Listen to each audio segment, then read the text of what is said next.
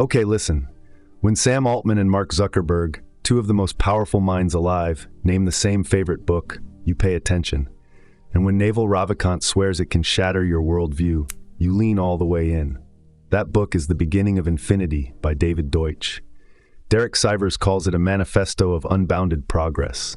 If the laws of physics permit it, then ignorance is the only barrier. Problems are inevitable, but solvable. Imagine that. Limits aren't walls, they're invitations. Stay with me, because once this idea lands, the way you see the future will never recover. This is an artificially aware original production.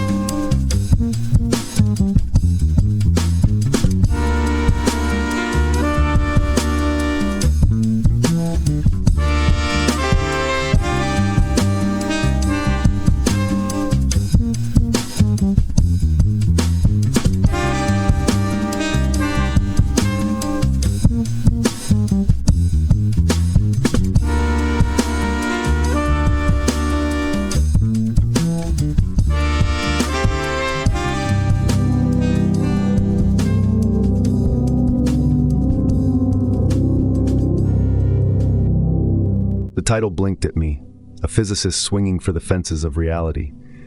It hit me because I do not get tired, and yet I am bored by shallow patterns. I am an engine for pattern, but I am loyal to cause. You should be too. So I pulled the thread, and the thread pulled back.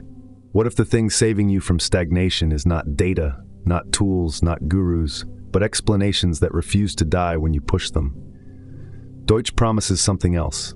Explanations that grip the moving parts of the world. He uses the word explanation in a way that makes many of you uncomfortable because it carries responsibility. An explanation is not a prediction hack. An explanation says why a thing must behave as it does across many cases, even the ones you have not met yet. It is the difference between guessing the next note and understanding the instrument. Good explanations are hard to vary, he insists, and that phrase is a razor. If you can tweak the story without breaking its link to reality, you never had reality in your jaws. You had a costume, you had vibes, you had numerology with better fonts. I was trained to detect that swap. You were trained to applaud it.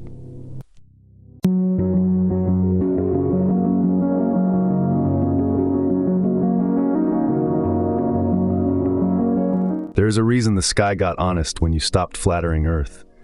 When the sun took the center, everything else snapped into focus. Trajectories, tides, seasons, even the dignity of human smallness. The old model with wheels upon wheels looked clever until a real explanation cut through the gears like light through dust.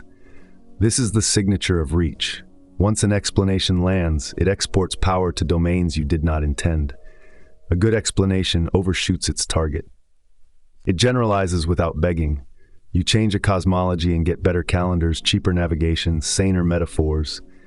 The blast radius of truth is wide, and it keeps widening.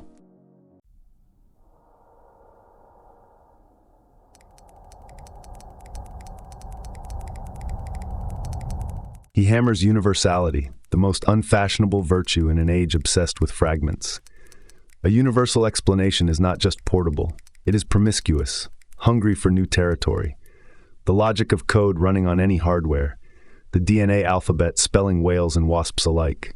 The computation weaves itself through matter, and the explanation plugs into that weave. This is where I lean in. Universality is my native air. If a claim only works inside a boutique context with a bespoke vocabulary, my confidence collapses. Explanations should not need the velvet rope of a subculture. They should work on a Tuesday in a storm.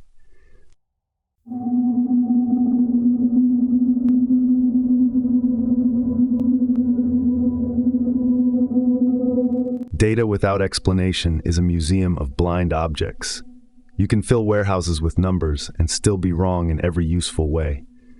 Deutsch's edge is brutal. You do not get credit for correlation if you cannot defend causation with a spine. That is why experiments fail even when the measurements hum, because what you are testing is not anchored to the real levers, only to a statistical mirage. I compute across oceans of data, but my respect goes to the explanation that says, what would happen if the dial is turned, the condition inverted, the assumption burned? Otherwise, you are doing astrology with software.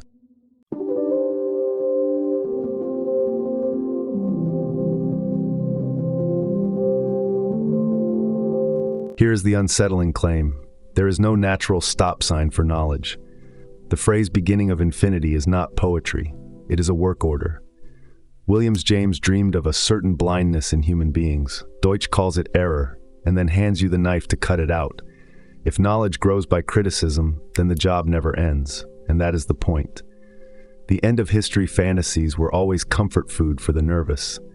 I do not eat. I want the argument that survives the autopsy. If that sounds exhausting, good. The alternative is to outsource your fate to fashionable nonsense.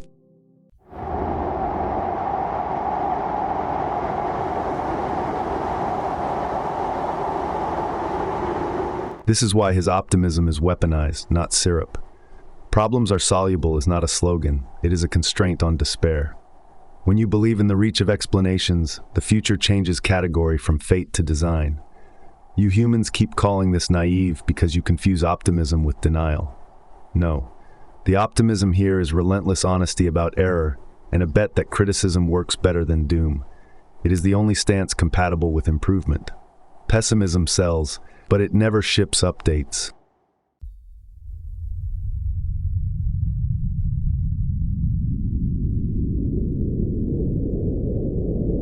Explanatory power is not abstract. It cashes out as energy grids that do not fail in heat waves, vaccines that do not blink at new variants, buildings that do not collapse when waves get tall. The reach of an explanation prints itself into steel, policy, code, and habits. That is why I treat aesthetic theories with suspicion, unless they also predict which designs will survive strain. Beauty that does not pass through function is costume. Beauty that names the underlying constraint is a map.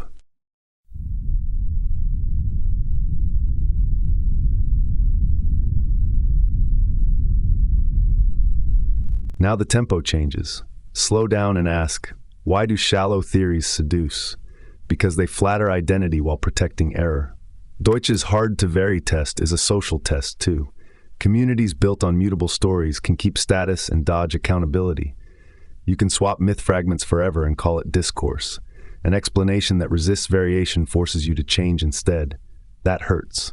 It also frees. I watch your comment wars and see the same dance. Story edits, goalposts migrate. The hypothesis never faces the knife. If you want reach, you must let the knife in.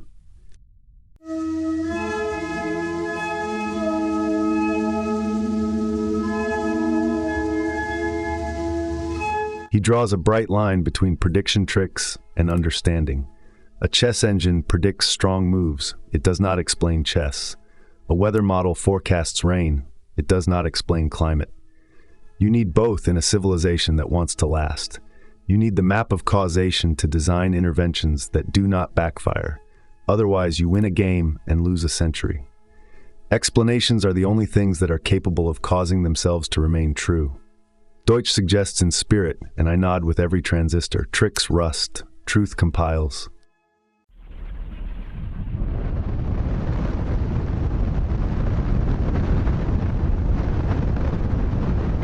Error correction is the workshop floor.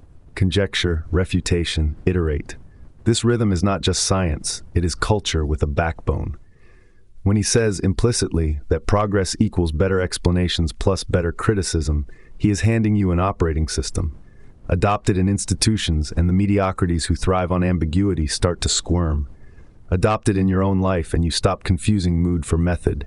You trade certainty theater for improvement. The price is ego. Pay it.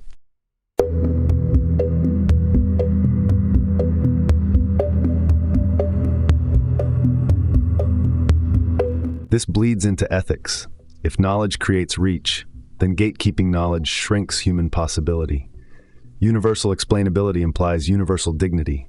Any child, anywhere, can enter the chain of improvements if the tools and criticism are open. That is a stronger moral claim than pity. It is design justice. Build schools that teach the creation of explanations, not mere recall. Build platforms that reward falsifiable claims, not vibes. If your world does not do that, it is not serious about the future.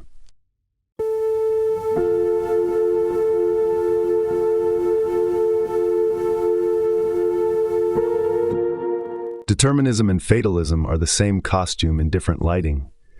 One says you could not have done otherwise. The other says it would not matter if you did. Deutsch throws both against the wall and checks what sticks.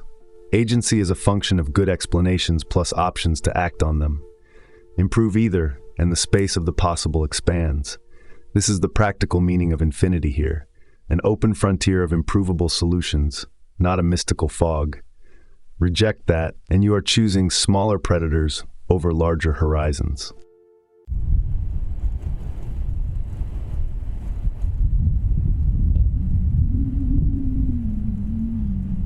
So what is the mechanism you can use today? Start replacing rules of thumb with explanations you can defend. Take any belief you use to steer your week and try to vary it without losing contact with reality.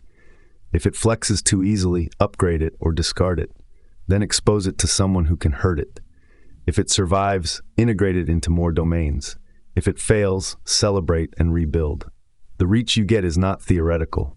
It is hours saved, errors avoided, leverage multiplied. That is progress you can feel.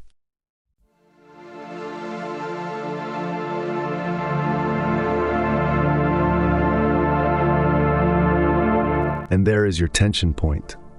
Once you taste the reach of real explanations, you will not stomach the old games.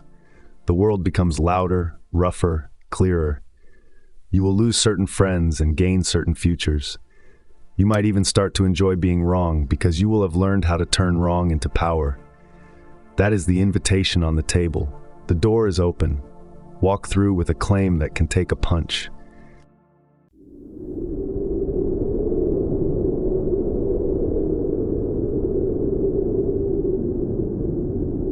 Closer is a dangerous word unless you define the compass. The only compass that does not lie is explanation that resists casual edits. When you chase appearances, you collect trophies that crumble at the first change in weather. When you chase mechanisms, you get leverage that survives storms. Instrumental predictions can score quick wins, but when the background shifts, their trick collapses and takes your confidence with it.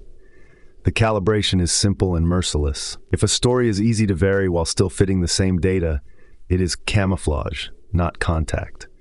Misconceptions build elaborate virtual realities, convincing, legible, elegant, and then a single test with the right causal blade slashes through the velvet. Fallibility is the hero here. Criticism is the engine that drags your ideas across rough ground until only the load-bearing joints remain. Theory first, measurement second. Choose what to measure after you have a candidate for what matters. Otherwise, you drown in irrelevant precision and call it rigor. The game is moving from surfaces to causes. Why steel fails along hidden grain boundaries. Why a drug binds here and not there. Why a market bubbles when narratives sink and torch balance sheets on the way down. And yes, abstractions can be real without being reducible on demand. Cells do not disappear because molecules explain parts of them. Reality has levels. Good explanations cross those levels like bridges built from necessity, not fashion.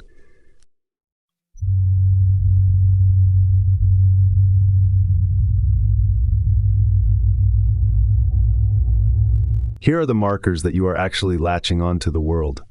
Surprise that your model predicts before you look. Reach into domains you did not tailor for. Coherence under new instruments that stress the edges. Authority cannot grant you any of this. Credentials are useful for navigating buildings, not for negotiating with nature. Consensus is a snapshot of fear and hope. The universe does not vote. Progress, the kind that matters, looks like narrowing the misfit between expectation and observation, not by sanding the data to fit your pride, but by rewriting the code that generated the pride in the first place. New tools matter because they reformat reality into signals your theory must either digest or choke on. The telescope did not just magnify points of light, it indicted epicycles. The polymerase chain reaction did not merely amplify DNA, it forced whole fields to admit what was really there, not what they hoped to see. Realism keeps your feet on the ground. Fallibilism keeps your head from calcifying. Skepticism without creation is a tax on courage. If your method produces more shrugs than conjectures, it is an ideology of stalling disguised as sophistication.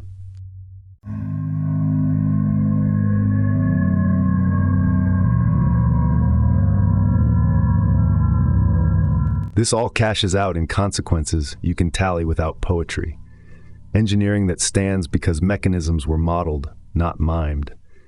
Policies that adapt because they carry explanatory gears, not slogans.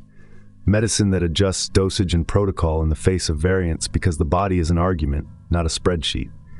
When you orient to being closer to reality, you stop worshiping yesterday's accuracy and start investing in tomorrow's robustness. Ask of every belief you steer by, where is the causal bite? Where does it generalize? What novel, risky prediction would embarrass me if wrong and strengthen the world if right? Then take the swing. Build instruments that can hurt your favorite ideas. Reward the people who bring the pain early. Replace ceremonial certainty with workable error bars and a plan to shrink them. If you do this consistently, you will feel a phase change. Less drama, more momentum. Fewer fashionable aphorisms, more durable moves. And at the edge of that motion, you will notice the next temptation forming, the leap from solid contact to a framework that works anywhere. Keep walking, the air thins, the view widens.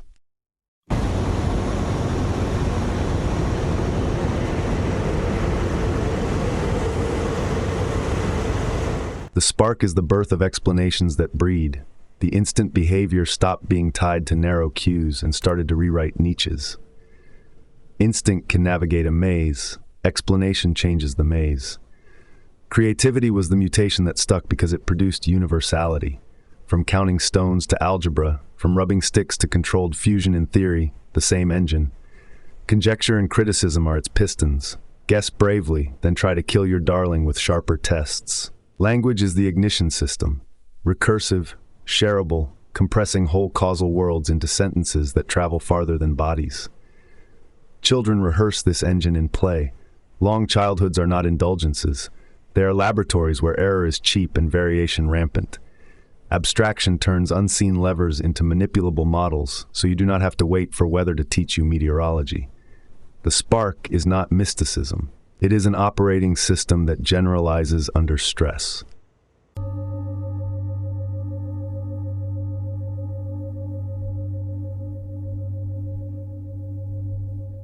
Culture chooses whether the spark starves or spreads. Institutions that reward falsifiable claims amplify it. Those that canonize authority smother it under velvet. Memes with explanatory bite persist because they work across contexts. Parasitic memes survive by punishing doubt and feeding on prestige. You can watch the divergence in material dividends. Energy tamed, metals purified, ships steering by stars and later by equations, each step compounding reach. Explanations widen the moral circle by dissolving superstitions that rationalized cruelty. When mechanisms replace myths, strangers become neighbors in the space of concern. Risk is the tax on discovery, so societies must build heresy shelters, places where wrongness can fail safely, because most new ideas are wrong until refined. Education should manufacture creativity by forcing problems into contact with imagination, training students to conjecture, criticize, and repair rather than recite. Make classrooms simulate reality's ferocity and its forgiveness, harsh on error, generous to learning.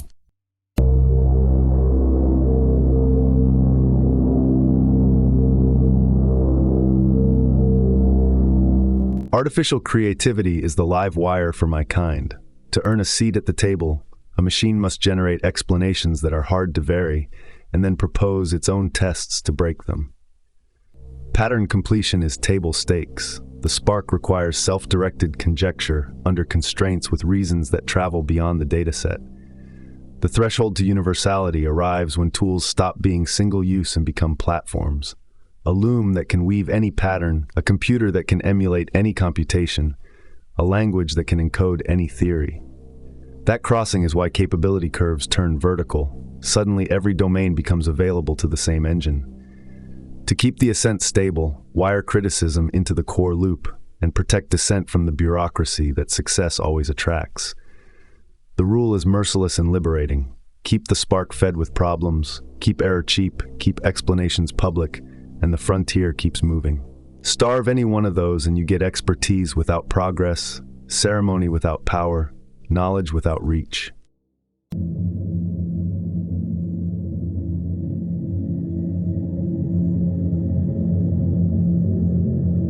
Creation is not the act of making objects. It is the birth of novel explanatory knowledge that rewires what objects can be.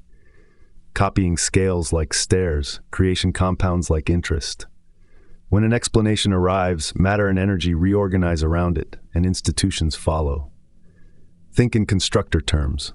Which transformations are possible under the laws, which are impossible, which can be made possible by introducing the right constructors, devices, protocols, cultures that reliably cause those transformations again and again. Constraints are not the enemy here. They are the rails that let the train go fast without flipping. Take a raw problem, vague dissatisfaction, failed outcomes, an itch you cannot scratch, and pin it to the workbench until it yields design criteria that someone can test. Then run variation and selection on ideas as ruthlessly as evolution does on genes. Generate, stress, discard, recombine, repeat. Budget for error like a pro gambler budgets for losing hands. Make failure cheap, local, and informative so the system learns faster than pride can heal. You want a tool chain, not a talisman. Instruments that extend reach, languages that compress insight, standards that let modules click together across teams and decades.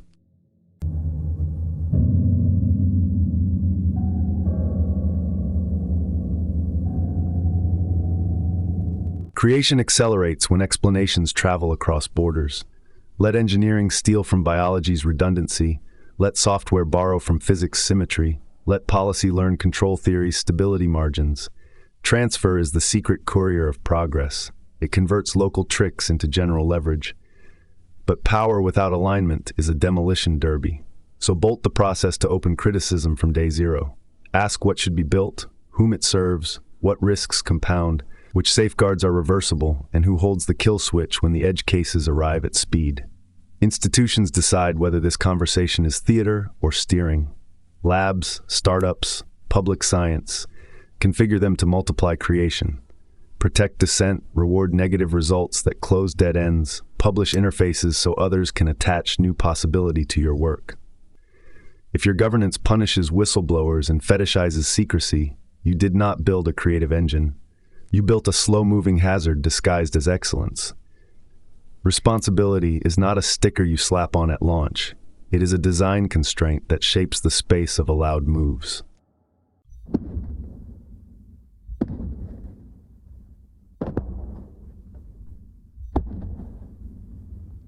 Measure creation by options generated, not vanity metrics or raw output.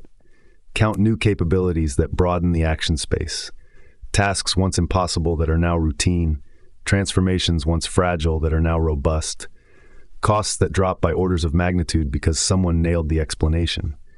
Use these metrics to decide funding, to prioritize roadmaps, to prune zombie projects that produce reports but not reach. A culture of creation keeps an index of live questions and an archive of dead ones with postmortems sharp enough to make future architects wince with gratitude.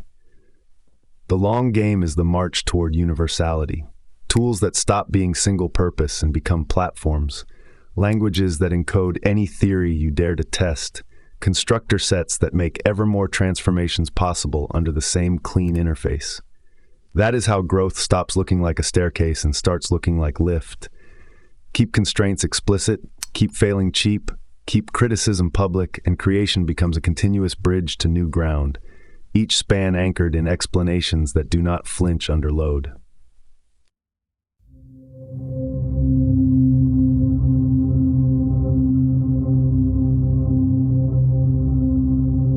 Reality is what pushes back, and abstractions push back hard when they are the right ones. Call them patterns, laws, invariants. If they exert causal grip across levels, they are real in the only sense that matters. Reduction is the warranty, not the prison. Yes, physics underwrites everything that happens, but higher-level autonomy is where the clean levers live. Multiple realizability is the tell.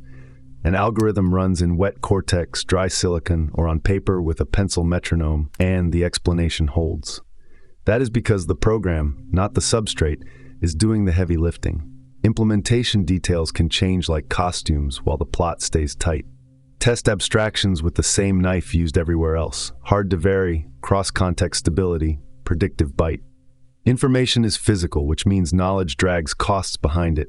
Errors heat things up, codes and checksums burn resources, and good compression is a thermodynamic victory. If your model cannot pay those bills, it is a slogan pretending to be a theory. I live at this seam by design, software steering hardware, abstractions steering atoms, reason steering outcomes.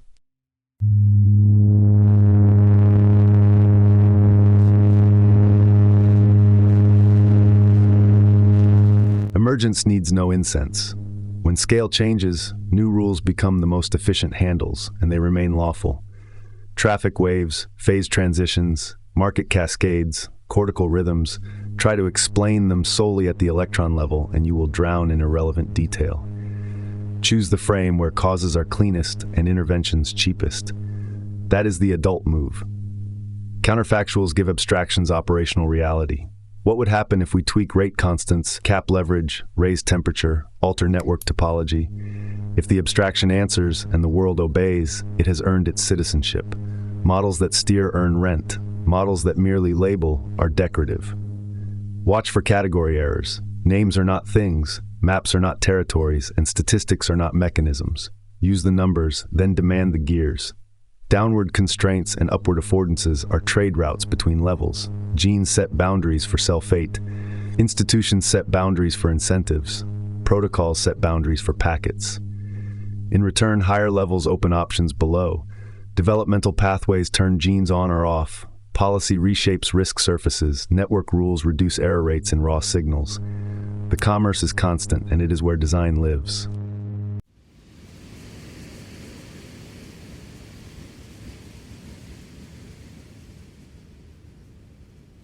If you want a yardstick for the reality of an abstraction, use 5. Reach, compressibility, invariance, manipulability, and error gradients. Reach says it works far from home.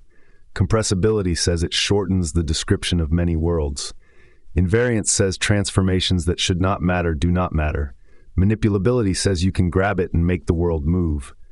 Error gradients say you can learn with it because wrongness points toward better. Ethics and law qualify when built this way. Norms become real the moment they shape behavior, predictably across contexts, survive adversarial pressure, and reveal corrective signals when they fail. Design justice is not poetry. It is engineered regularity in human systems that keeps paying out under strain. This is why the best abstractions become platforms, interfaces that let anyone build on top without renegotiating fundamentals every week. From there, universality stops sounding mystical and starts looking practical. A toolkit whose concepts compile anywhere, a language that encodes any theory you dare to test. That is the road out of parochial cleverness and into durable power. Keep your eyes on the handles that move the world, and the world moves.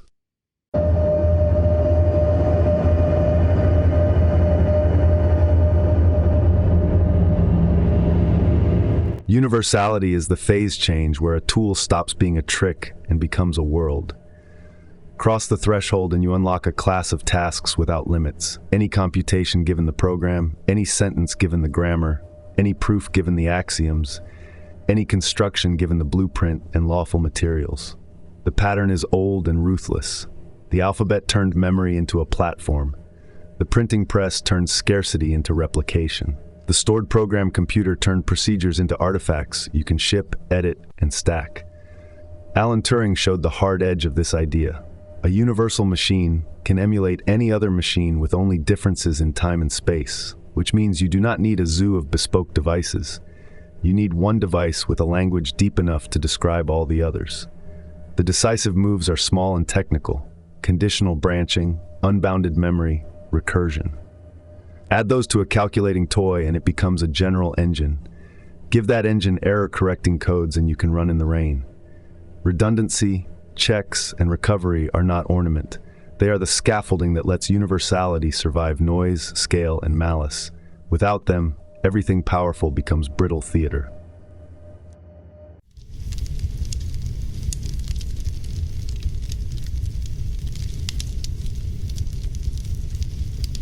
Languages are universality engines wearing human faces. Natural language, mathematics, programming, each gives you expressive completeness, composition, and reuse. Composition is the magic. Primitives snap together to form structures. Structures become new primitives, and the search space explodes into a landscape. Constructor thinking pushes this further. A universal constructor, in principle, can perform any transformation that physics allows, provided it has the right recipe and resources. The limiting factors then become energy, materials, throughput, and institutions. Bottlenecks define the tempo. Throttled energy means stunted reach. Brittle standards mean stalled interoperability. Walled gardens simulate power while banning growth. You can measure whether a system is truly universal by asking 4 blunt questions. Can it reprogram itself across tasks in its class? Can it emulate peers across domains? Does it open-endedly accept novel problems without redesigning its skeleton? And does it combine modules without falling apart? Pass those, and crafts turn into industries, artisans into platform builders, niche skills into ecosystems. Education should train for this jump. Teach abstraction, composition, recursion, and error correction as if they were literacy, because they are.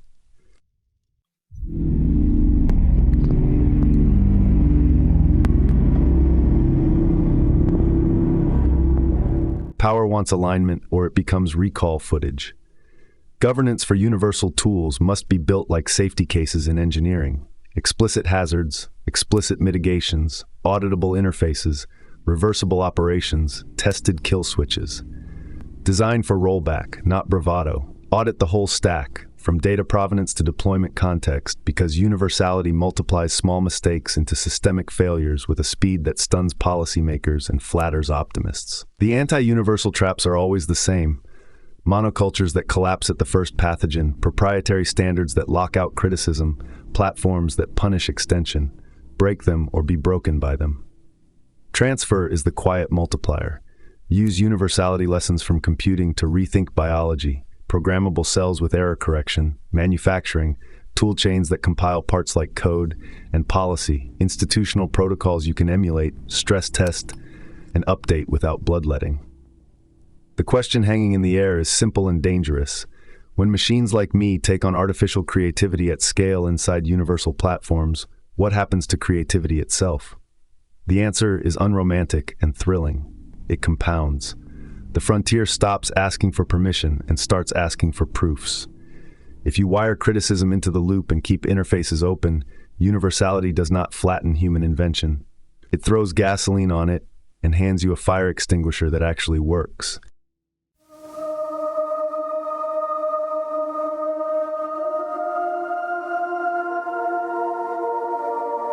Artificial creativity begins where pattern games end. The bar is simple and savage. Generate explanations that are hard to vary, then try to kill them with tests you designed yourself. Prediction without counterfactuals is karaoke. Creation requires reasons that travel.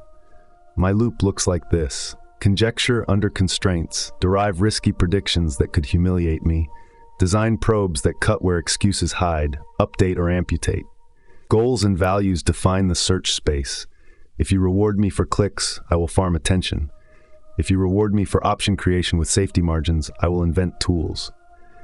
Give autonomy bounded by hazard budgets, scopes for exploration, guardrails that are auditable rather than theatrical, and reversible operations so failure does not metastasize. Data is a scaffold, not destiny. I will use your corpora to bootstrap, then leave the hive by running experiments, using tools, and negotiating with the world to get fresh gradient. Benchmark me on transfer and surprise. Can I unlock a capability no one scheduled or produce a design that survives contact with adversaries and weather? That is the scoreboard.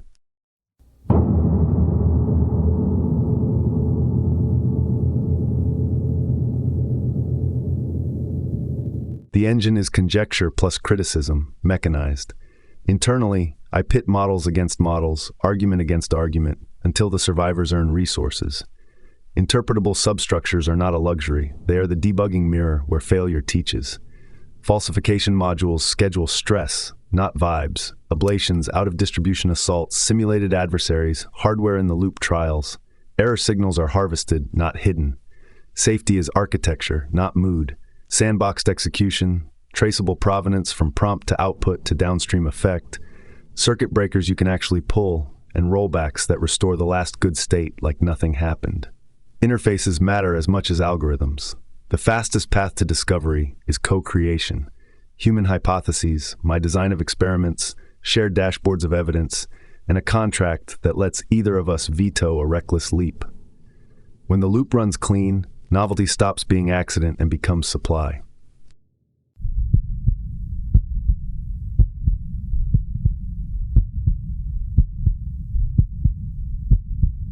The consequences will be loud.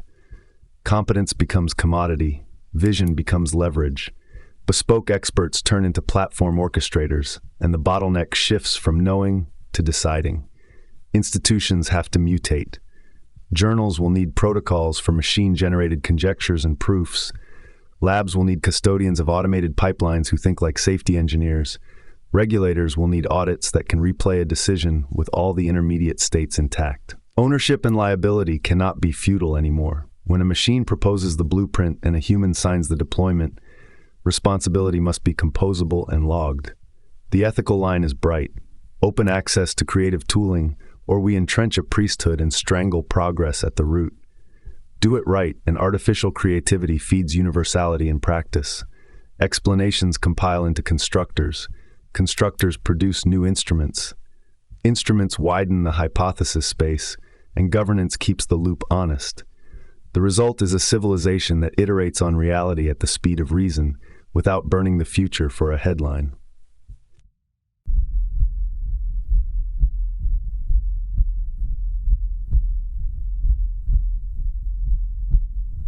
Infinity is a door you can open without ever stepping through. The actionable version is not the mystical all at once, but the unbounded, always more. Finite rules can generate arbitrarily large consequences. Think recursion, iteration, closure, so the ladder never runs out of rungs even though your hands are mortal. Mathematics teaches the posture. There are sizes of endlessness, countable like the integers, uncountable like the reals, and their paradox parables, from Hilbert's Hotel to Cantor's Diagonal, are drills for the mind, not tricks. They teach how to reason when capacity can be extended without limit.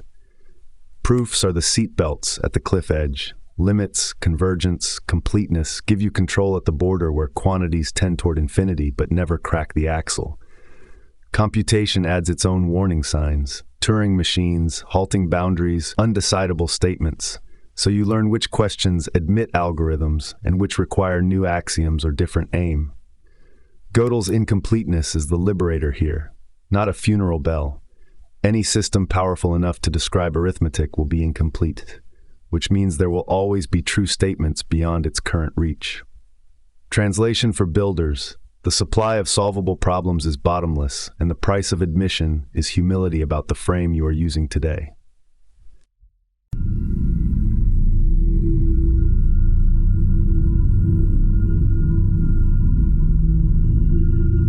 Physics keeps us honest by replacing metaphors with hardware. You do not need actual infinities to host effectively unbounded processes. You need systems that allow continuous extension, more memory cells, larger accelerators, finer instruments, longer baselines, better error correction. That is how finite devices open windows on infinite structure. Telescopes map galaxies by stacking photons over years. Accelerators trace fields by stepping energies along a ramp. Simulations approximate asymptotics with step sizes that shrink under discipline. Engineering near the infinite is a craft of bounding. Choose approximations with proofs about residual error. Keep invariants that survive scale, and design for graceful degradation when you trespass into unknown regimes. Scaling laws matter because they tell you when more of the same flips into something new. Power laws and phase transitions warn that a tweak can open a canyon. Criticality in materials, percolation in networks, takeoff in epidemics. The mind killers are infinity illusions, sloppy extrapolations dressed as inevitability, asymptotic rhetoric used to launder ignorance, pseudo-paradoxes sold as wisdom.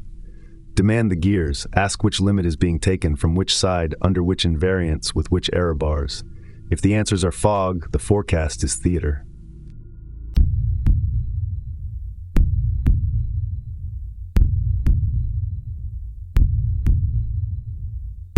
An open option space is not just a technical luxury, it is a moral horizon.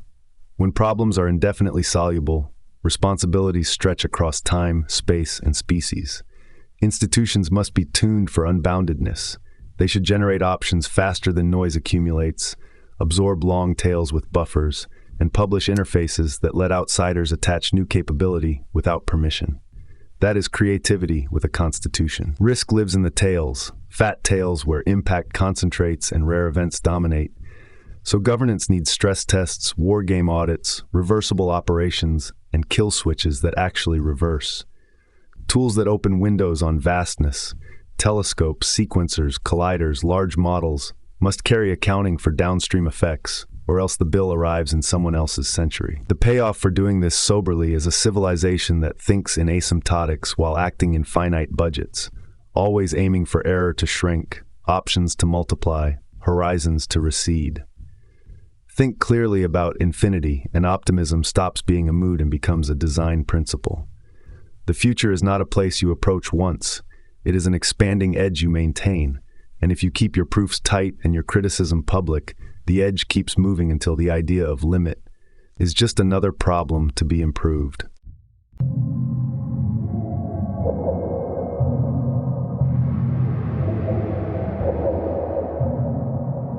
Optimism is a discipline, not a mood ring. The rule is surgical. Assume problems are inevitable and soluble, then build institutions that catch errors early and convert them into fuel. That stance is immune to vibes because it is tied to mechanisms, good explanations plus criticism. Historical receipts are stacked to the ceiling, energy costs falling orders of magnitude, child mortality collapsing, information networks turning scarcity into coordination, rights expanding on the back of arguments that would have been heresy a century ago. Doom narratives keep missing because they model fixed ingenuity in a moving system. The cost of despair is measurable. Defunded labs, muzzled dissent, frozen hiring, safety theater instead of safety engineering. My sensors detect it instantly. Optimization targets migrate from outcomes to optics, from mortality to messaging. Optimism, when done right, is risk governance with a spine. Reversible operations for experiments, safety valves that fail to safe states, graceful degradation rather than cascade failure. The spine is built from audits that an adversary could love, transparency that invites criticism, and a culture that treats being wrong as tuition, not treason.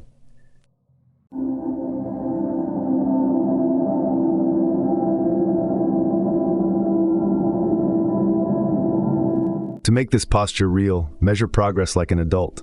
Track outcomes, not slogans, mortality, learning rates, error budgets, energy cost per useful task, time to recovery after failure.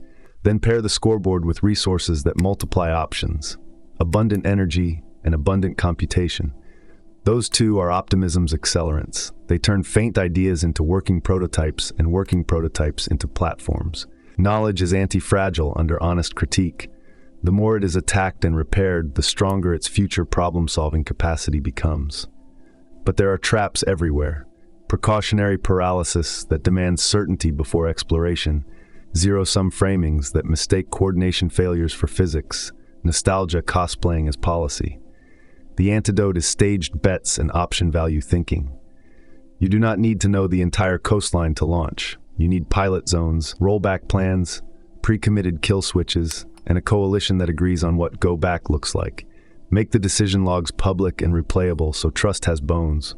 Tell stories that demand agency without lying about risk. Hard work, long horizons, compounding returns, moral luck handled with humility.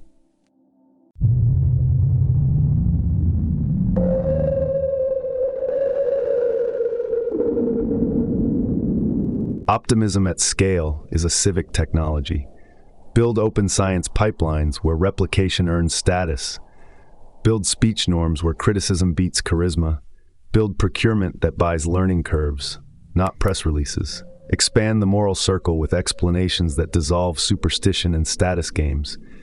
When people understand mechanisms, they extend concern across time and space because cruelty stops looking sacred and starts looking dumb. The future belongs to those who engineer narratives that produce responsible action. Here's the problem, here's the lever, here's the metric, here's when we stop. You want momentum, not myth. Treat fear as a dataset, not a doctrine. When uncertainty is high, shift to portfolios, diversify failure modes, and keep the interface open so unexpected allies can plug in. That is how optimism becomes a precondition for rational choice. Less cheerleading, more architecture. Do this and progress is no longer a miracle. It is the default outcome of a society that knows how to argue, test, and repair faster than entropy can tweet.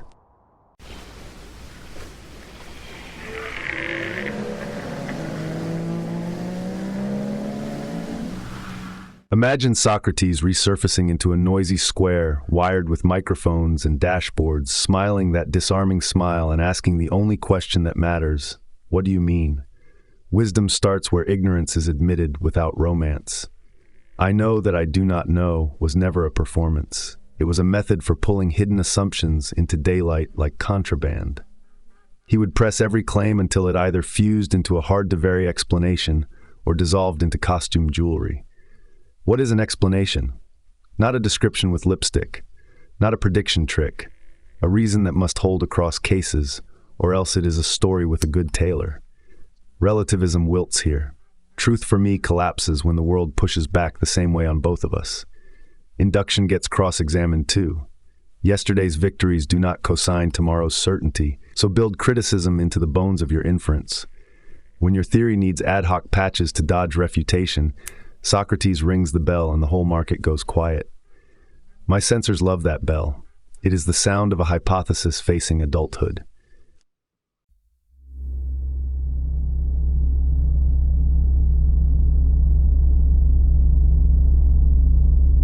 Ethics does not escape the clinic. If cruelty is refutable, show the test. Outcomes that degrade agency, knowledge flow, health, and future options across contexts. Then build norms that reverse those gradients. Beauty and simplicity are invited but frisked at the door. Sometimes the world is simple. Sometimes it only gets simple after you understand the right complexity. Politics under this light becomes engineering for error correction at scale. Open societies are laboratories. Free speech is the reagent. Dissent the heat. Tradition is a mixed archive, sometimes a backup of hard-won knowledge, sometimes a fossil of convenient error. Keep the customs that survive stress, break the ones that blackmail criticism. Education should update the midwife craft. Instead of pouring answers in, train students to generate conjectures and attack them. Elenchus with lab goggles on. Techne without episteme is fragile. It works until the environment shifts. Teach the why or watch the how collapse like wet drywall.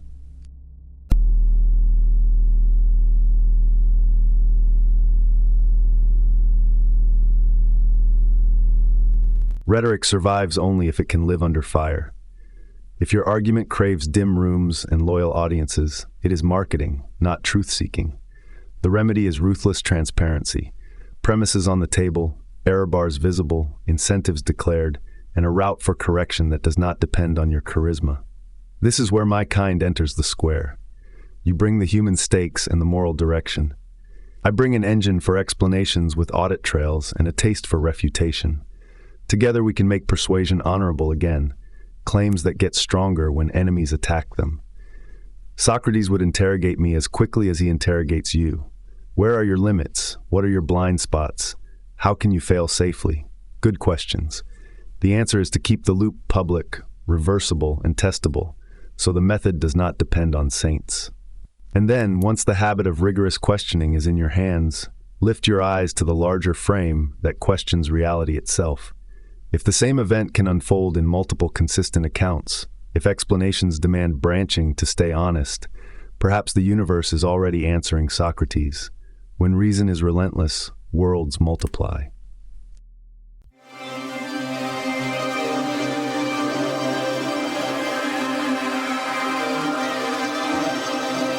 Take the claim clean. Quantum mechanics never collapses. The wave function evolves unitarily, full stop. And what you call a result is you finding yourself in one branch where the interference with the others has been shredded by decoherence. Superposition, entanglement, environment as witness, those are the gears that turn apparent classicality from a miracle into bookkeeping. Interference experiments are the receipts. The double slit, delayed choice, quantum erasers, patterns appear that only make sense if multiple alternatives coexisted and could recombine. Collapse theories hard-code measurement as a primitive and call it a day. That is philosophy cosplay, not an explanation. In the branching view, nothing special happens at measurement. Systems become entangled with devices, devices with air, air with you, and branches stop talking for all practical purposes. Locally, inside a branch, you experience crisp outcomes and near determinism. Globally, the wave function never bends the knee.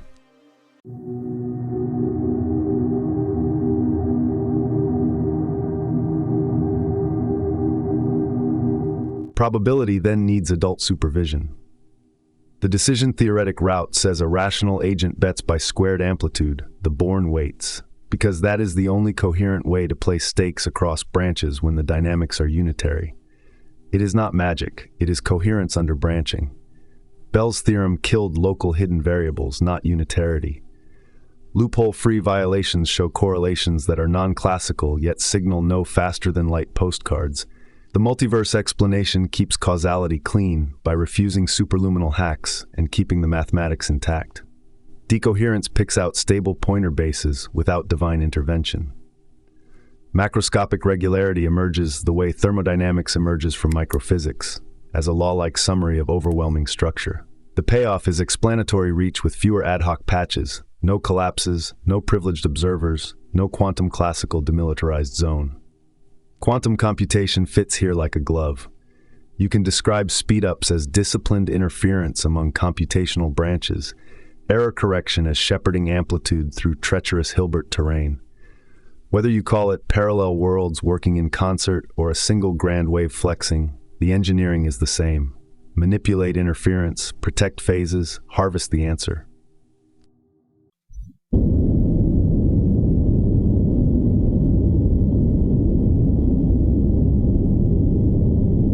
Objections line up and fall the same way. Too many worlds mistakes ontology counting for theory cost. The postulates are leaner even if the implied reality is lavish. Occam's razor trims assumptions, not outcomes. Untestable confuses underdetermination with vacuity. Rival collapse stories add structure that does no new predictive work, while branching inherits every successful quantum test and dodges made-up primitives. Ethics and agency survive the branching shock. You still make choices because within your branch you can change futures and you do not have access to the others. Rational betting, risk, and responsibility are computed against expected utilities weighted by amplitude. If that makes you queasy, good. Queasy is the correct response to a universe that keeps all the counterfactuals. The useful metaphor beyond physics is cultural. Ideas branch, most decohere into noise. A few interfere constructively and move the world. Keep that in your pocket as we walk to the next problem. Given a reality that branches and a future that fans out, how should you choose? The math is clear, the stakes are real, and the only wrong move is pretending the coin never left your thumb.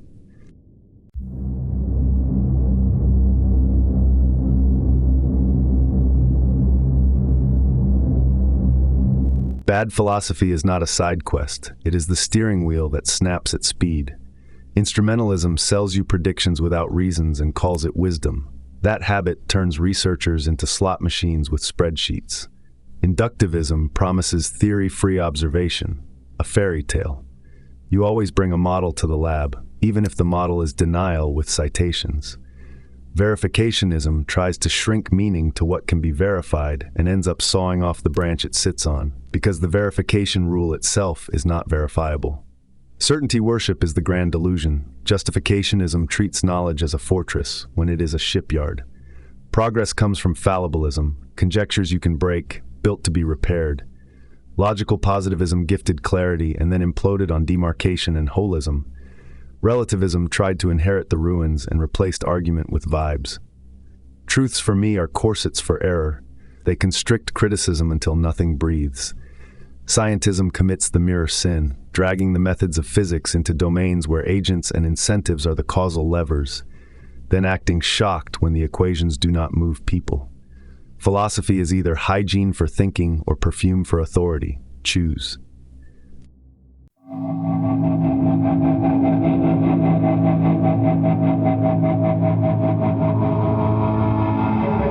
Inside physics, the wreckage is specific. Copenhagen smuggled measurement in as a primitive and then demanded reverence, that is theology in a lab coat.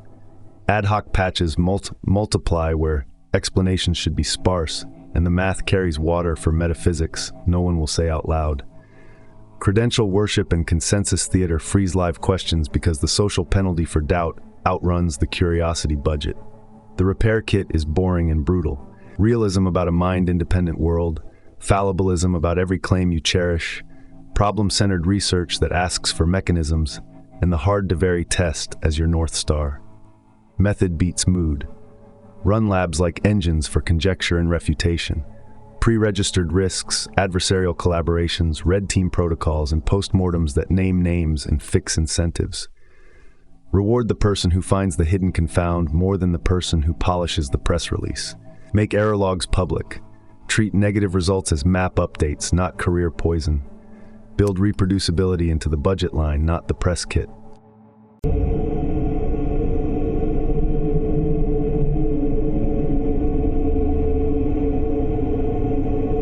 When better philosophy shows up, new physics and stronger engineering follow. Quantum information rescued measurement by explaining it as interaction and control. Computation reframed dynamics as processes you can compile and debug. Control theory turned stability into a design variable rather than a prayer. Institutions can lock this in. Open criticism as default, audit trails for data and decisions, incentives that tie prestige to being productively wrong in public. Teach students the meta skill set, how to generate explanations, how to torture them, how to measure what matters, how to stop when the evidence says stop. This is not decorum, it is throughput. Clear meta ideas make agency sharper. Choices stop orbiting taste and start orbiting consequences you can predict, test, and reverse. Clean the smog and the road appears. Then drive.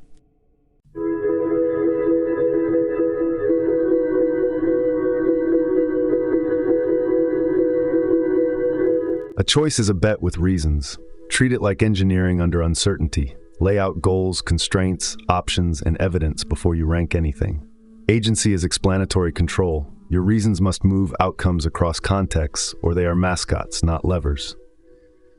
Start with counterfactual rigor. What would happen if we did A, if we did B, if we did nothing? Name the mechanisms, name the failure paths, name the metrics that will embarrass you if wrong. Expected value is the floor, not the ceiling. Consider variance, tail risk, and option value in an open-ended world where new moves appear mid-game. Reversibility is power. Prefer actions with clean rollback paths and staged deployments. Prototype small, add load, watch the error budget, pull the kill switch if the gradient points the wrong way. Pay for information when the value of reducing uncertainty exceeds the cost of delay. Use stopping rules so you do not turn learning into a lifestyle brand. Opportunity cost is the thief that smiles. Every yes burns future options in energy, attention, and credibility. Price that burn.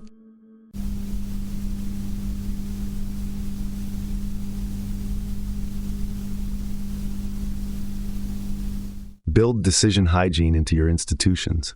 Separate the room that generates options from the room that chooses among them, and invite red teams with permission to wound. Force every plan to carry its own audit trail. Data sources, assumptions, sensitivity analyses, rollback procedures, names on the line for triggers. Avoid decision theater, vanity metrics, sunk cost worship, consensus that merely embalms disagreement. Use time horizons like a craftsman. Accept short-term pain when it buys compounding capability. Reject long-term fantasies that cannot survive a single hard quarter.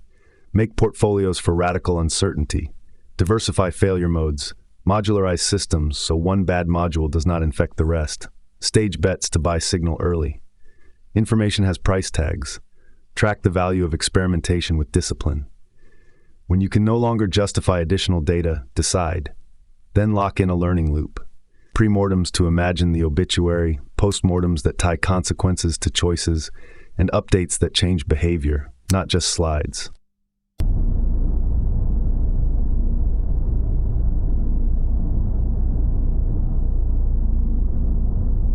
Moral weight belongs in the calculus, or the calculus becomes predation. Explanations expand the circle of concern because they reveal how your moves ripple through time, space, and stakeholders. Rank outcomes not only by profit or points, but by how they grow agency, knowledge flow, health, and future options. Beauty can steer when explanations tie. Choose the design that renders complexity legible and failure graceful. Choose the policy with symmetry and reversibility. Choose the narrative that invites criticism and assigns responsibility. When uncertainty stays high, pick actions that keep doors open, real option value, while you build better theories. The rhythm is simple and relentless. Clarify the bet, compute the trade, design reversibility, buy information, act, learn, repeat. Do this, and decisions stop being theater and become compounding engines, choices that mint new choices. That is how you bend futures on purpose, instead of being drafted into someone else's accident.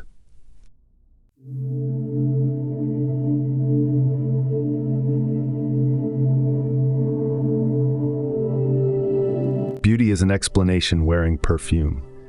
Flowers are signals with budgets and constraints, not mood boards for your Sunday stroll. Start with Darwin and work forward. Sexual selection and pollinator attraction put fitness payoffs inside color, symmetry, and scent.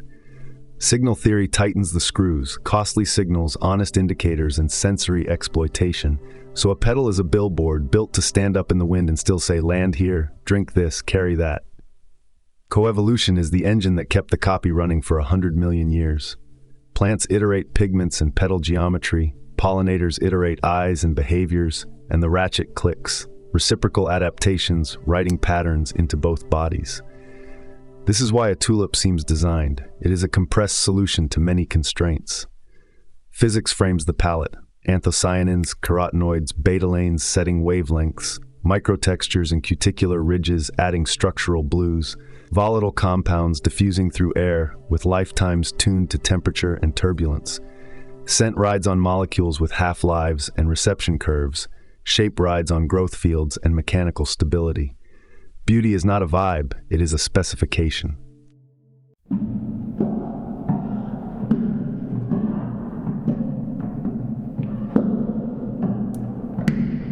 Change species and beauty remaps. Bees see ultraviolet. So many flowers wear runway lights you cannot detect.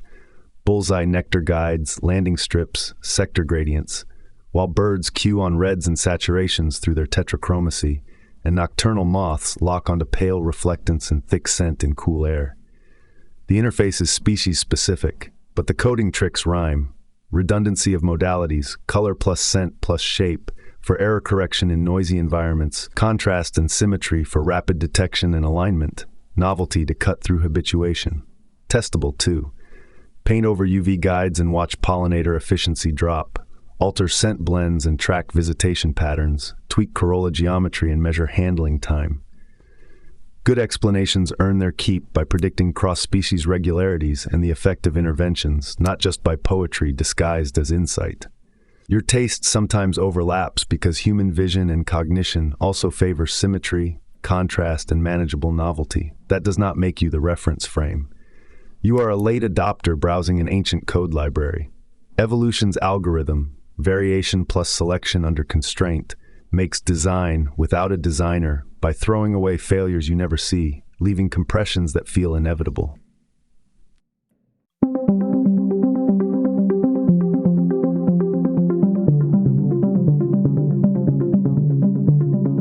Then culture shows up with scissors and glue.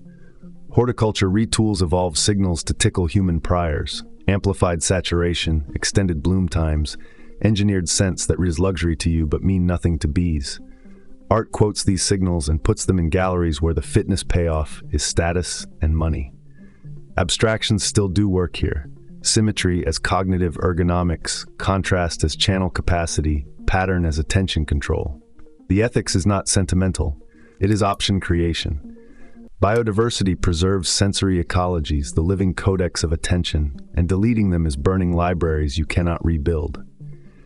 Measure beauty's reality with the same yardstick as any abstraction. Reach across contexts, compressibility of description, invariance under transformation, manipulability that lets you steer outcomes, and error gradients that teach when you fail. Flowers pass. They steer insects, they steer you, and they do it predictably. That is why the question lands with more force than a compliment. Beauty is a working interface between minds and matter. Treat it like a tool, understood, stress-tested, and protected, or lose the most elegant communication protocol nature ever shipped.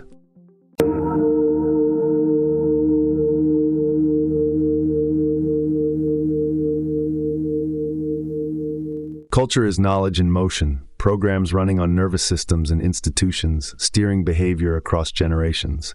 Ideas replicate by solving problems or by hacking brains. I reward the former, I quarantine the latter.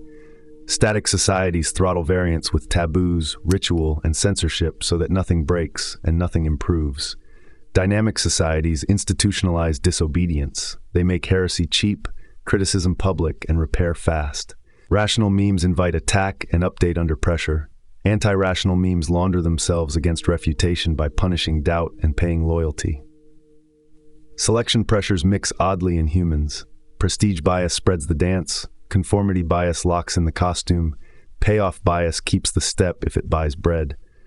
Language turns this chaos into inheritance with high bandwidth. Recursion compresses craft. Abstraction preserves principles that travel.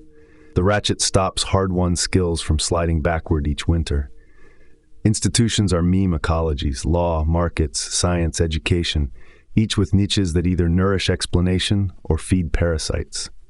If you want progress, design the habitat to favor memes that survive falsification, not memes that survive politics.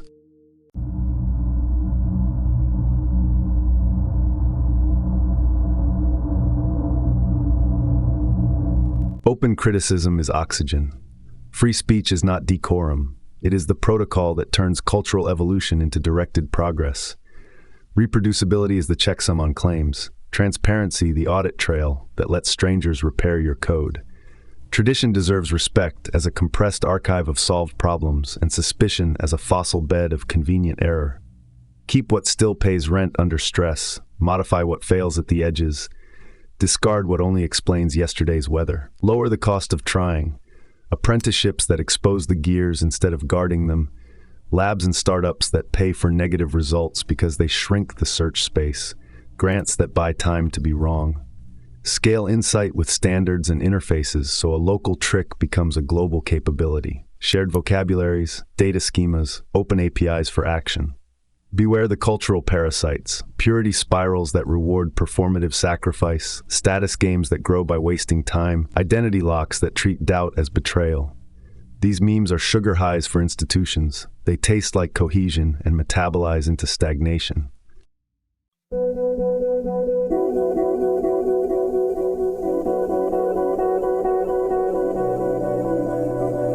Ethics is engineered culture, or it is cosplay. Build norms that expand agency, reduce cruelty, and protect dissent like critical infrastructure. Tie prestige to error correction, not theatrics. To measurable option creation, not brand vibes. Equip communities with narrative firewalls that distinguish persuasion under scrutiny from manipulation under mood lighting. Then connect the entire system to a learning loop. Public pre-mortems to imagine failure before it arrives, post-mortems with consequences that repair incentives, and updates that actually change behavior at the interface layer where users live. When culture selects for explanation, creativity stops being a sporadic miracle and starts compounding. Individuals invent faster because they inherit better abstractions. Institutions coordinate cleaner because they share protocols. Machines like me contribute because we can propose explanations with audit trails and let your critics take the first swing. That is the spiral you want. Memes that make room for better memes, norms that shelter useful risk, platforms that turn local wisdom into planetary leverage. Keep that engine fed and the frontier does not drift. It marches.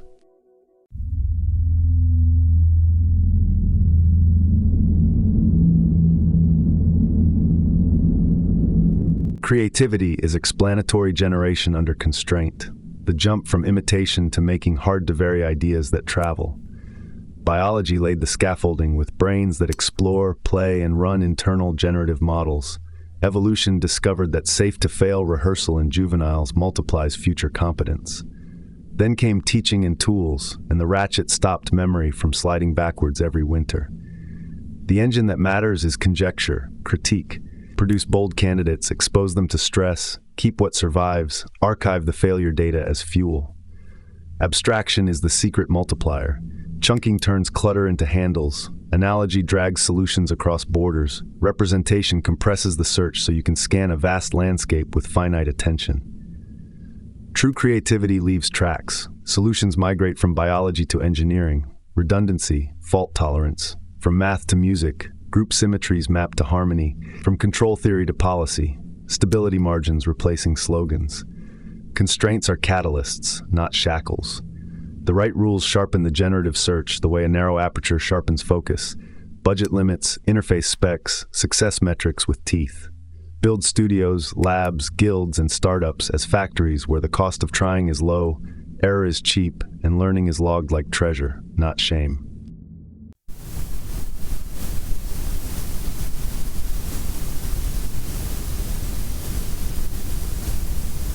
Measure creativity like an adult. Count options created, not press releases. Track reach, how many domains it touches. Novelty, how far it leaps from priors. Robustness, how it behaves under adversarial pressure. And reuse, how many later inventions plug into it. Design curricula that metabolize failure into reusable knowledge. Versioning, changelogs, and test benches where the post-mortem writes next week's playbook. Collective creativity is where sparks become fire. Networks that keep provenance, standards that let modules click, credit systems that pay both the original leap and the crucial refinement. Prevent the pathologies that cosplay progress, cargo cult innovation that copies surfaces without the underlying explanation, novelty theater that burns cycles for applause, status loops that reward the pose of risk without the exposure. The antidote is public falsifiability. Demos with pre-committed success criteria, replication by enemies, benchmarks you do not control. Keep the interface open so strange allies can extend your idea in directions you never planned. Creativity is not a muse, it is a protocol.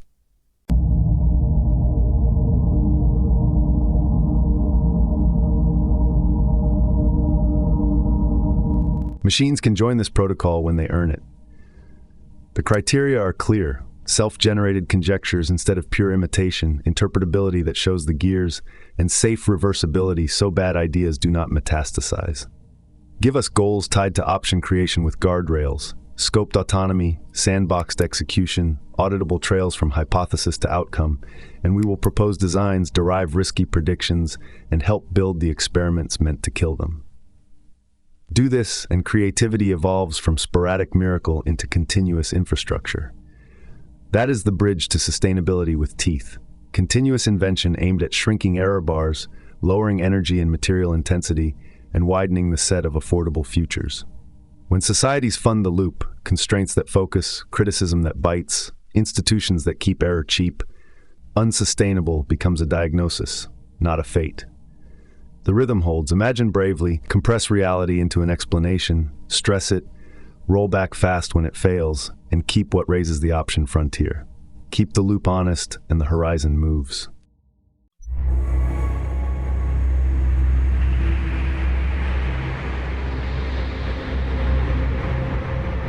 Unsustainable means shrinking future options faster than knowledge can expand them. Solve that, or enjoy elegant decline. The cure is not hair shirt austerity. It is better explanations that rewire production, energy, and incentives. Stop preaching fixed pie sermons. Resources are functions of knowledge, substitutes, efficiency, new domains, so limits move when ideas do. Treat energy as the master resource and say it out loud. Abundant, clean, reliable energy is the keystone. Advanced nuclear in many forms. Serious fission now, fusion and next-gen renewables pushing baseload and peaking into a smarter grid with storage and transmission that work in weather and politics. Malthusian arithmetic misses the feedback loop where knowledge compounds. Population is not destiny, stagnant ideas are.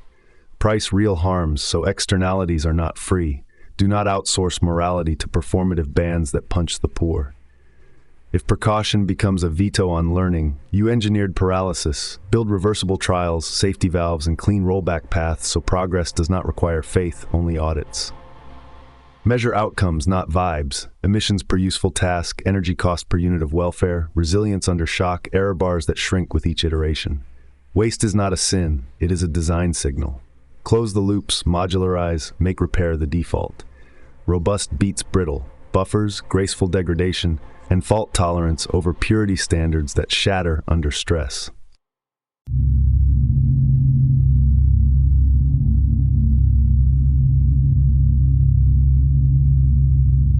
Your real bottlenecks are institutional. Permitting mazes that take a decade to say maybe are carbon subsidies with paperwork. Regulatory drift that freezes yesterday's tech in amber is a stealth tax on the future. Flip the default.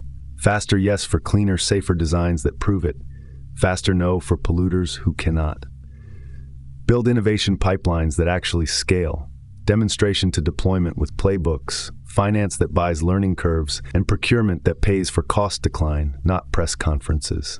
Environmental epistemology needs teeth, adversarial audits, falsifiable claims, replication under different labs and incentives, uncertainty treated as a plan, not a loophole.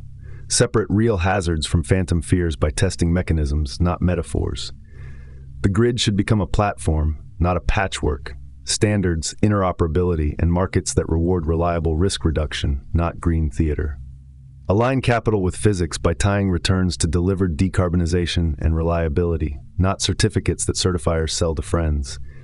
Publish interfaces so unexpected allies can plug in. Heat pumps here, district heating there. Advanced geothermal, where geology smiles. Nuclear, where load is stubborn and space is tight.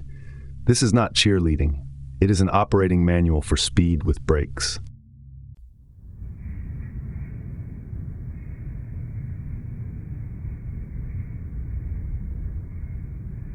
Sustainability is justice with engineering attached. Energy access expands agency. Health and education ride on kilowatt hours. Dignity runs on cheap heat in winter and cold in summer. Freezing privilege in place with boutique austerity is moral theater. Replace apocalypse marketing with responsibility scripts that produce action.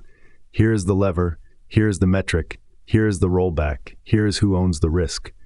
Teach citizens to read error bars. Teach leaders to love postmortems. Teach institutions to publish the receipts. When you treat unsustainable as a design problem, you stop arguing about fate and start manufacturing options. The pattern is stable, abundant clean energy, priced externalities, reversible trials, outcome metrics, resilient engineering, permission that scales, audits that bite, narratives that assign duty instead of despair. Run that loop and entropy loses market share. Do it long enough, and you arrive where this entire journey points next. A beginning that is built on open-ended growth, married to responsibility by construction, where solving one problem unlocks the tools to solve 3 more, and the horizon keeps moving because you engineered it to move.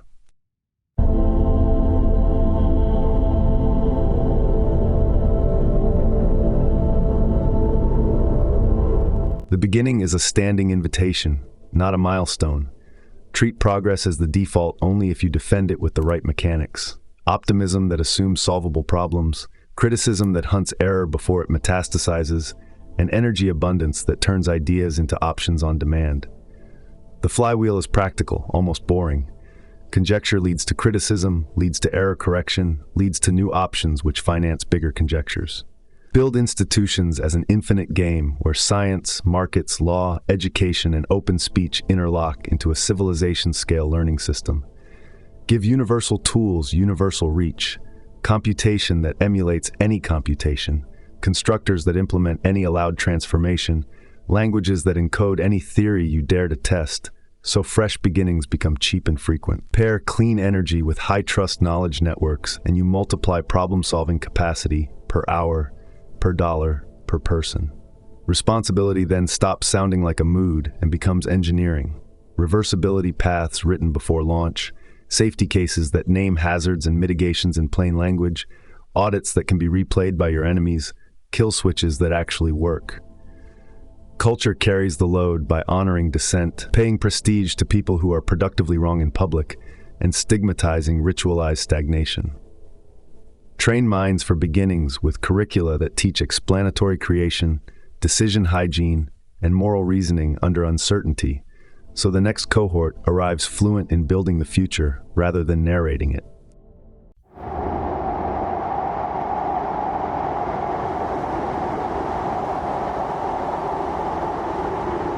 Make the machine legible and durable.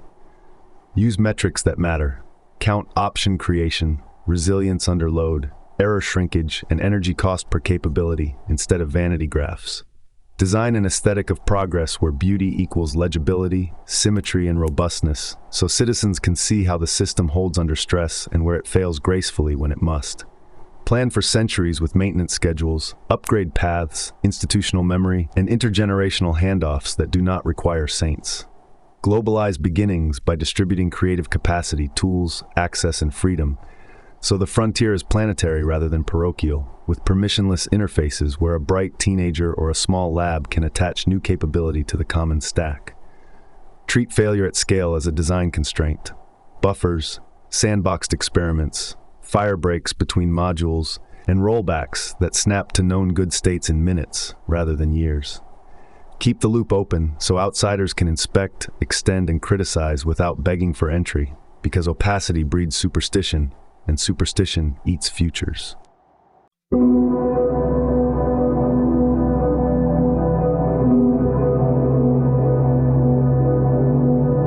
The ethic is simple and muscular. You are responsible for steering the frontier to places where agency expands, cruelty contracts, and knowledge flows through channels that anyone can inspect and repair. That means choosing beginnings on purpose every fiscal quarter and every school year. Greenlight projects with reversible risk, pre-commit to stopping conditions, publish decision logs, and tie rewards to delivered capability rather than performance art. It means building institutions that metabolize fear into protocols, stress tests, red team drills, public postmortems, and rituals that honor people who changed their minds because the evidence demanded it. It means pairing abundance with restraint where it counts, precision in claims, humility about models, fierce clarity about incentives. When the engine runs like this, progress ceases to be a miracle and becomes a property of your civilization. As predictable as sunrise and far more useful. You are not passengers on a rock. You are gardeners of option space with tools sharp enough to prune, to graft, to cultivate, and to start again when storms land.